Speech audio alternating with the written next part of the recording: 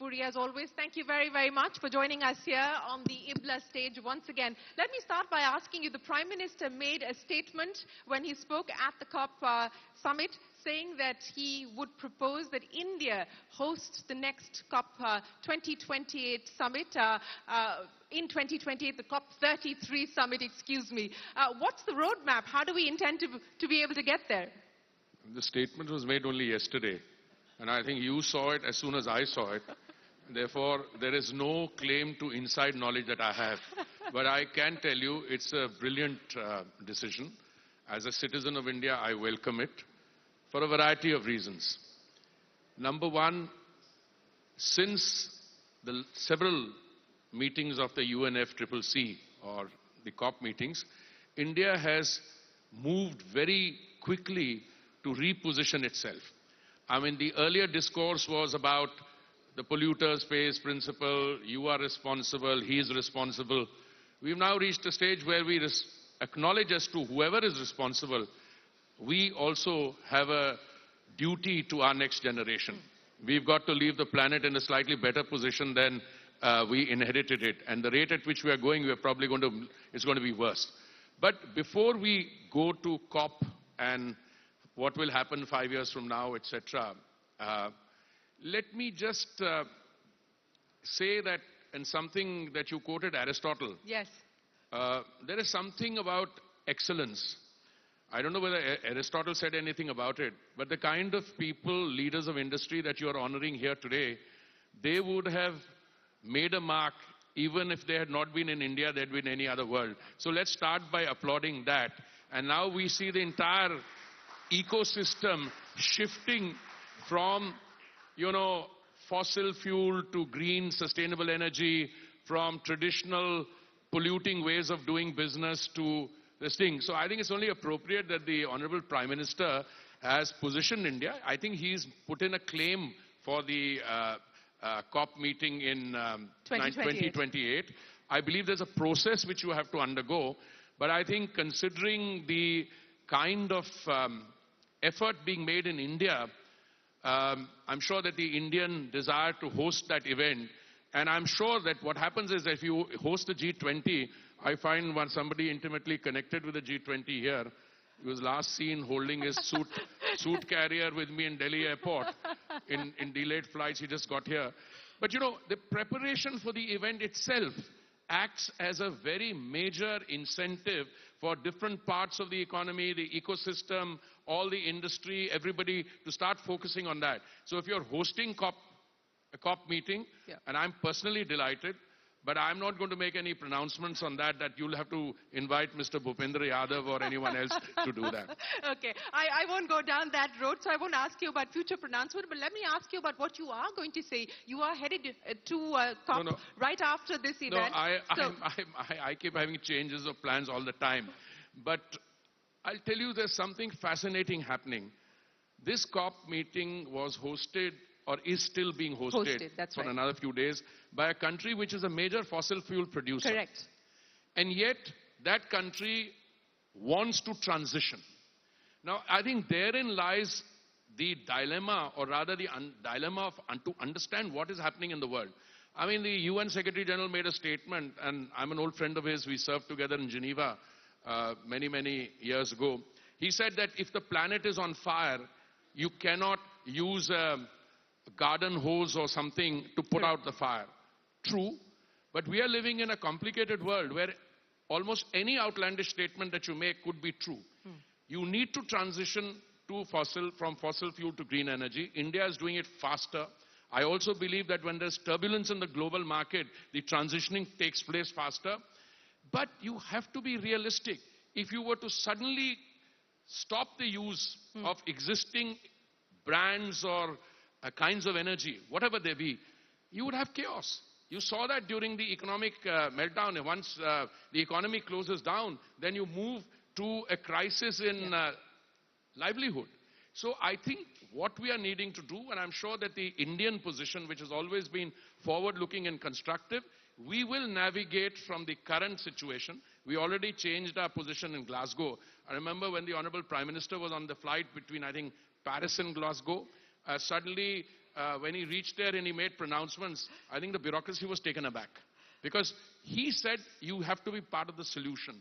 And I think with India expecting to host the meeting in 2028, which will mean that you will have a more focused, vigorous Indian leadership of issues relating to climate change, both within the country and in the international arena. You know, so you said we need to be mindful about the transition that we make, and we've set targets on the renewable side for what we intend to achieve.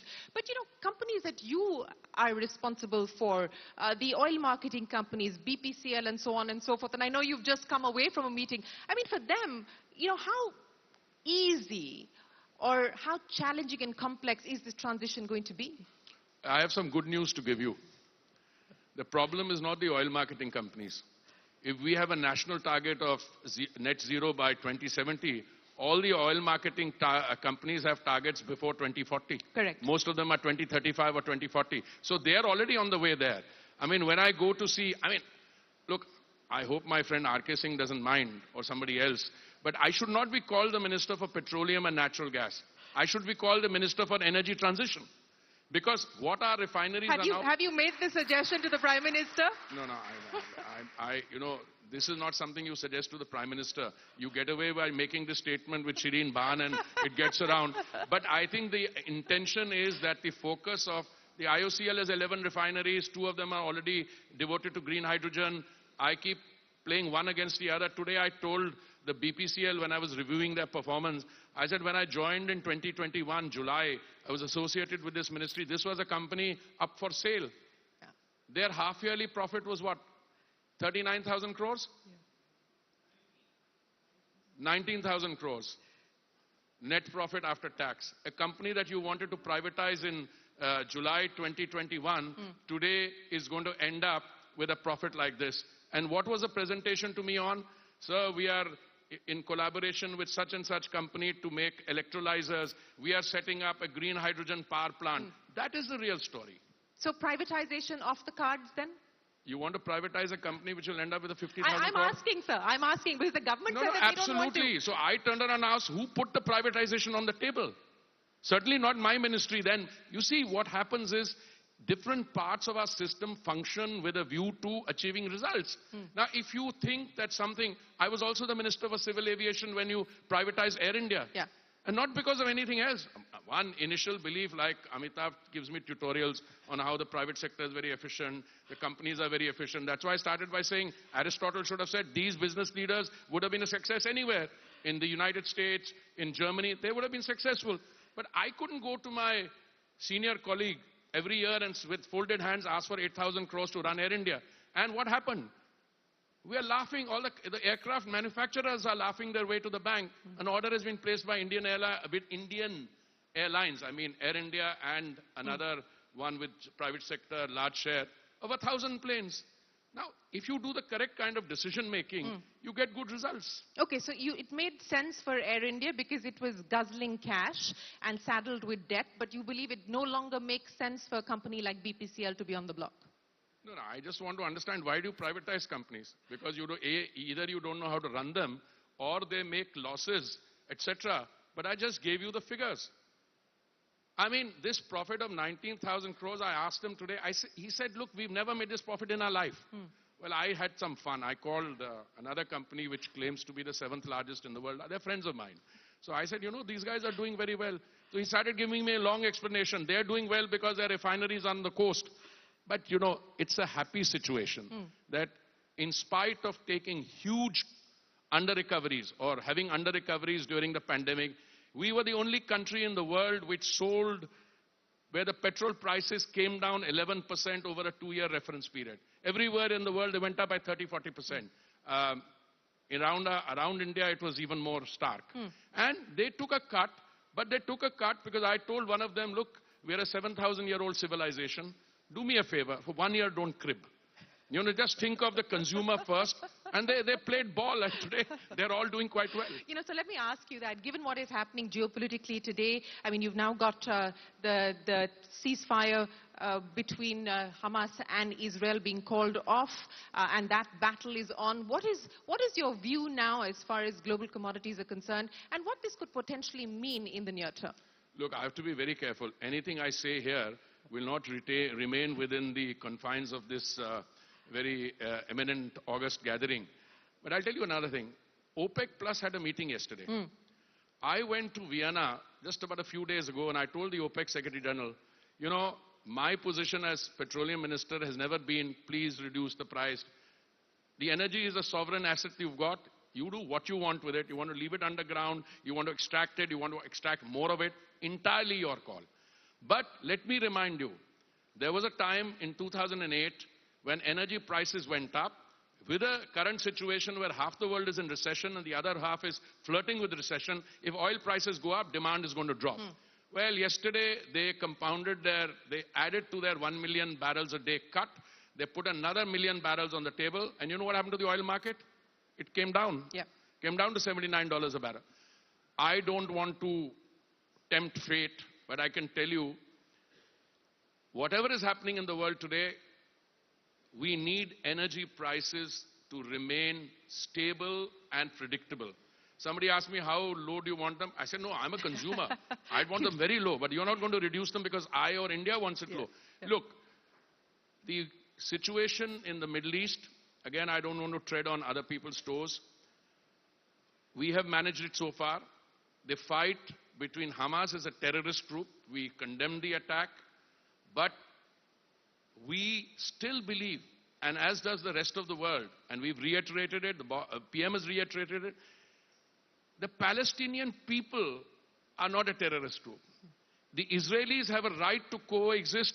Israel has a right to exist, and any terror attack on them has to be condemned. So I'm glad that there was a ceasefire which has resulted in the release of what? 39 or so? More. 39 or more plus prisoners.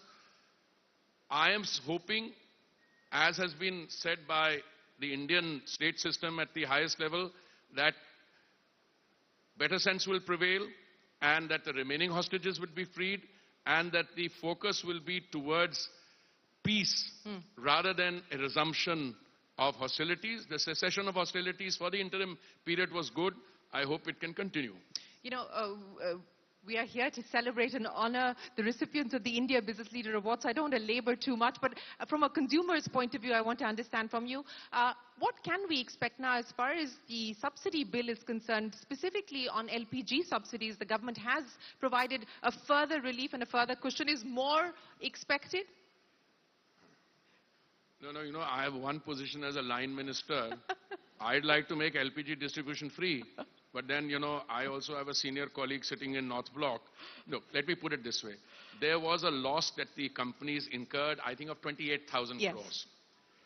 We are grateful to them that they showed sensitivity. Some other companies did not do it. We are not happy about that. But that's their sovereign, that's their commercial decision. We compensated them for 22,000 crores out of the 28,000 crores they lost.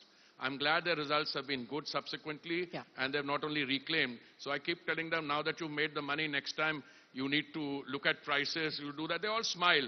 But look, they are answerable to their shareholders. The government has a limited role to play when you are dealing with those.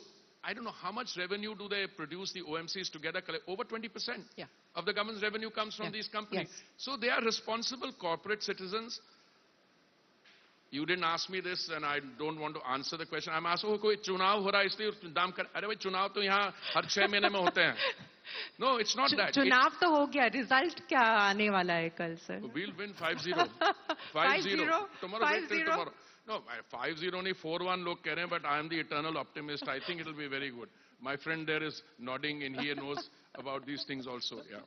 Okay, so let me end then by asking you, Mr. Puri, we're at the end of this calendar year, and of course we've got plenty to digest at this point in time. As I pointed out, India in a sweet spot. We've seen a blistering growth number coming in as far as the GDP is concerned. Your key priorities, what are you going to be focusing on?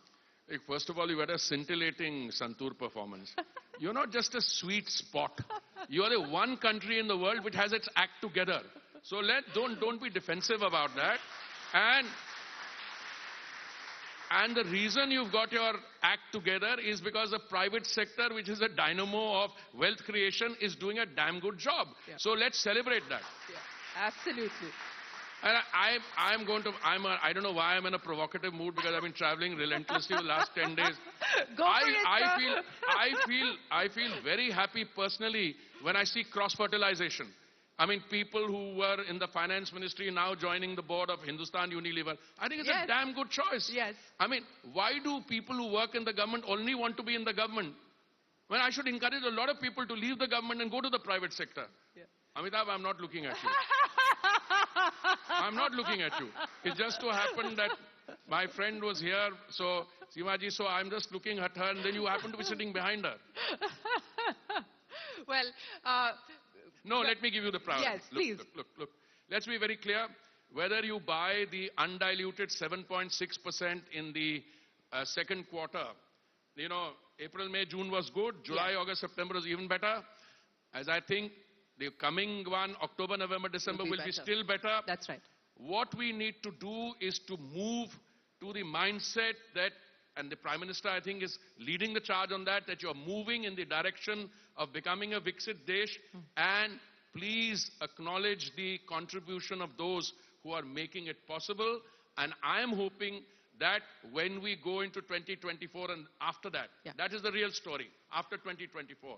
I mean, I don't know. I mean, there are some guys who still think that they have an alternate formulation, but I think they are, you know, somewhat delusional. But I think the economy post-2024 will show the kinds of results. And, you know, whether you buy the 7.6, I read a very long article today and an analysis. Well, you know, that last year that period was negative. It doesn't matter. Even if that was negative, if this one had not been 7.6, so what would have happened? You would have been low. So I think I read another article by somebody whom I don't always agree with, that when you look at GDP figures, look at the hard reality. Yes. Avoid the decibel music surrounding that. Yes. But I'm very confident, and I think we are in for even more. So don't just call it a sweet spot. Okay. We are the country which has its act together. We are a country which has its act together. Hardeep Puri, thank you so much for joining us here this evening, for your provocative views. And I have to say, I like the sound of the energy transition minister. I think that certainly is an idea worth taking forward. And by the way, when you put that statement out, say that I wasn't doing advocacy for the ministry. I wasn't. I genuinely believe that the focus now is on biofuels, compressed biogas. It's on those kinds of things. Well, thank you very much, sir. I'd also like to take a moment to welcome Mrs. Seema Goyal. Thank you very much for joining us here at the India Business Leader Awards. It's an absolute pleasure to have you. So we're going to request you to take your seat and come back in just a moment from now.